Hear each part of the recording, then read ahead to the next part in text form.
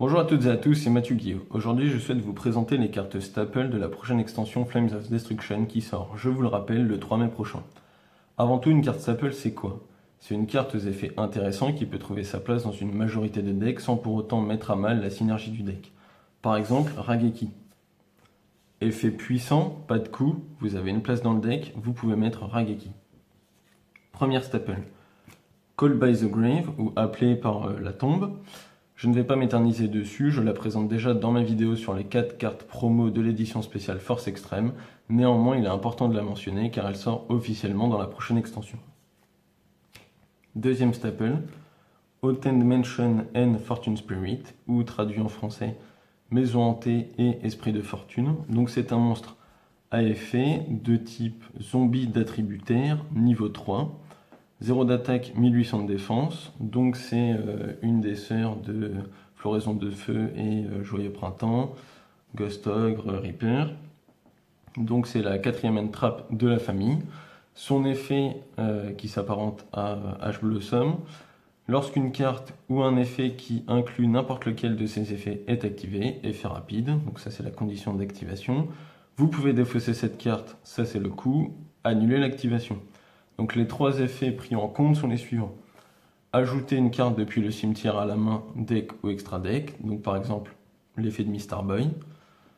Invoquer spécialement depuis le cimetière, par exemple Trickstar Reincarnation, ou bannir une carte depuis le cimetière, Corbeau Dédé. Vous ne pouvez utiliser cet effet de Haunted Mansion et Fortune Spirit qu'une fois par tour. Donc c'est une carte comme Ash Blossom qui est très versatile. Ça peut être fort dans certaines situations. Néanmoins, je pense que c'est moins fort que Ash Blossom parce que ça annule l'activation et non l'effet. Donc si par exemple votre adversaire active une carte qui ne peut être activée qu'une seule fois par tour et que vous faites Haunted Mansion and Fortune Spirit dessus, il pourra très bien en activer une autre derrière car vous aurez annulé l'activation de la première. Donc ça c'était la deuxième staple. La troisième staple, qui est un monstre topologique Trishbaena. Donc c'est un monstre lien d'attribut ténèbres de type Cybers, 2500 d'attaque, Link 3. C'est pour moi une staple parce que vous pouvez l'invoquer avec 2 monstres à effet ou plus. Donc pas de restriction, il faut que ce soit un Cybers, ou il faut que ce soit tel type ou tel attribut. Son effet, qui est très très intéressant, si un ou plusieurs monstres sont invoqués spécialement dans une zone pointée par cette carte, donc ça c'est la condition d'activation, je rappelle qu'elle pointe vers le haut, en bas à gauche et en bas à droite. Bannissez ceux ou ces monstres et autant de magie et pièges sur le terrain que possible. Et si vous le faites, infligez 500 points de dommages à votre adversaire pour chacune de ces cartes bannies par cet effet. Donc, si vous invoquez un monstre sous une de ces flèches par invocation spéciale, vous bannissez le monstre ou les monstres et autant de MP sur le terrain que possible. Donc toutes les magies pièges que contrôle l'adversaire. Donc ça c'est fort. Si l'adversaire joue full magie piège et que vous voulez vous en débarrasser, vous pouvez vous en débarrasser avec cette carte. En plus de ça, votre adversaire prendra 500 points de dommages pour chacune de ces cartes bannies par cet effet. Donc les 5 cartes magie piège plus la zone terrain, ça peut aller jusqu'à 3000 points de dommages pour les magies pièges, plus 500 si le monstre a été invoqué spécialement sur sa zone monstre à lui. Donc c'est une carte très très forte. Quatrième staple, qui est une carte que j'attends beaucoup personnellement, Infinite Transience. Carte piège que l'on peut qualifier de end trap car elle peut s'activer de la main. Voici son effet. Cibler un monstre face recto contrôlé par votre adversaire. Donc ça c'est un coup. Ces effets sont annulés jusqu'à la fin de ce tour. Si cette carte est activée alors qu'elle était posée, annulez les effets des autres magies pièges dans la colonne de cette carte ce tour.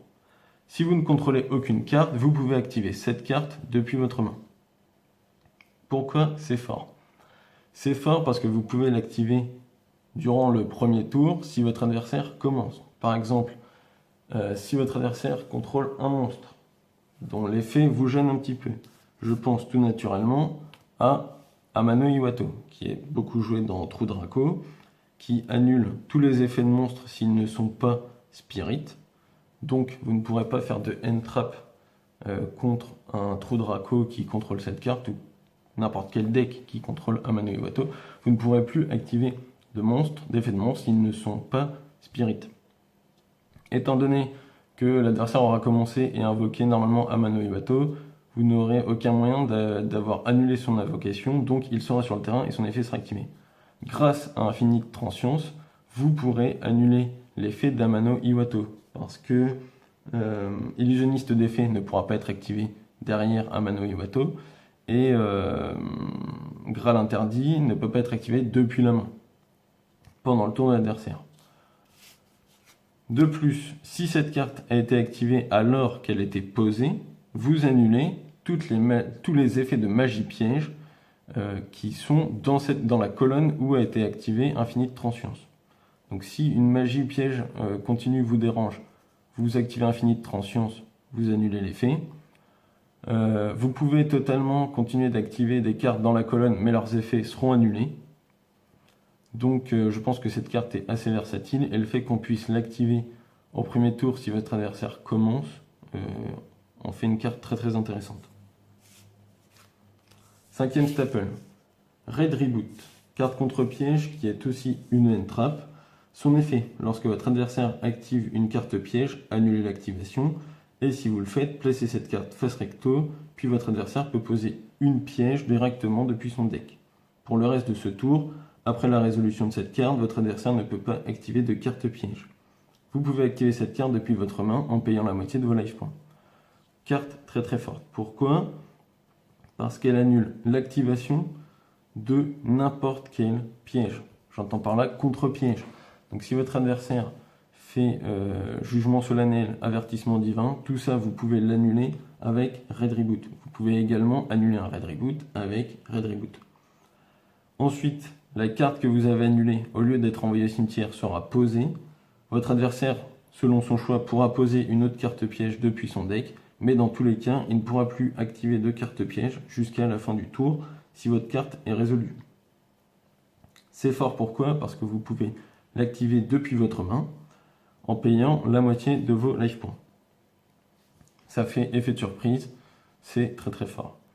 Une précision, si vous contrôlez la guide Ariadne, vous ne payez pas les points de vie pour l'activer depuis votre main. Donc c'est totalement gratuit pour activer cette carte depuis votre main si Ariadne est sur une de vos échelles pendules. Voici donc les 5 cartes staple incontournables selon moi de la prochaine extension. Je souhaite vous parler de 2 autres cartes qui ne seront pas aussi fortes que les cartes précédemment présentées. Néanmoins, il me semble important de les connaître. Monster Reborn, carte magique qui sera la carte promo des sneak peek de la prochaine extension. Son effet, ciblez 3 monstres dans votre cimetière, donc ça c'est le coup. Votre adversaire en choisit un, vous l'invoquez spécialement, et si vous le faites, bannissez le reste. Vous ne pouvez activer qu'un Monster Reborn par tour. Je vais rebondir sur ça pour expliquer ce que je disais tout à l'heure sur Haunted Mansion and Fortune Spirit. C'est que si vous activez un Monster Reborn, qu'il se fait negate par Haunted Mansion and Fortune Spirit, l'activation aura été annulée et vous pourrez très bien activer un deuxième Monster Reborn derrière. C'est pour ça que je trouve que elle est moins forte qu'Ash Blossom parce qu'elle annule pas l'effet mais l'activation. Donc, revenons sur Monster Reborn. Donc, au final, même effet qu'un Monster Reborn, sauf si vous avez des cartes monstres qui ont des effets lorsqu'ils sont bannis. Je pense bien évidemment à Rex le Géant, qui est invoqué spécialement si vous le bannissez, mais il y a aussi tous les Chiranui qui ont des effets lorsqu'ils sont bannis. Donc, cette carte peut être pas mal. Deuxième carte que je voulais vous présenter, Stirring Up a Serpent's Nest, qui est une carte piège. Son effet, si cette carte posée, contrôlée par son propriétaire, est envoyée au cimetière ou bannie par un effet de carte de votre adversaire, vous pouvez invoquer spécialement un monstre depuis votre deck ou votre extra deck. Pourquoi c'est fort? Parce que ça peut invoquer n'importe quel monstre dont les conditions d'invocation ne nécessite pas d'être spécialement respecté. Et là, je pense à un monstre qui est dans l'extra deck, qui est Fleur Cardian Lumière Solaire, qui a 5000 d'attaque et qui a pour effet, une fois par tour, durant le tour de chaque joueur, lorsque votre adversaire active une carte magie piège, vous pouvez annuler l'activation et si vous le faites, détruisez la carte. Pourquoi le combo est fort? Cette carte, si elle se fait péter par Mystical Space Typhon ou Cyclone Cosmique, dans les deux cas, vous pouvez activer son effet et invoquer spécialement un monstre depuis votre deck ou extra deck. Si l'effet ne se fait pas annuler, votre adversaire ne peut rien faire contre Fleur Cardian Lumière Solaire.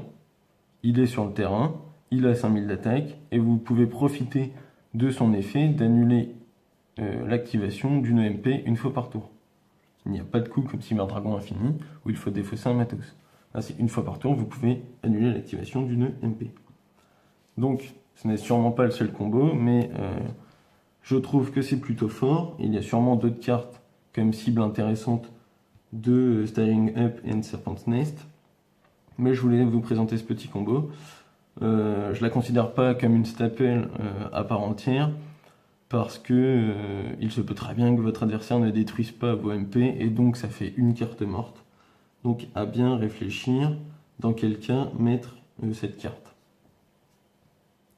Voilà ce que j'avais à dire sur les staples de la prochaine extension.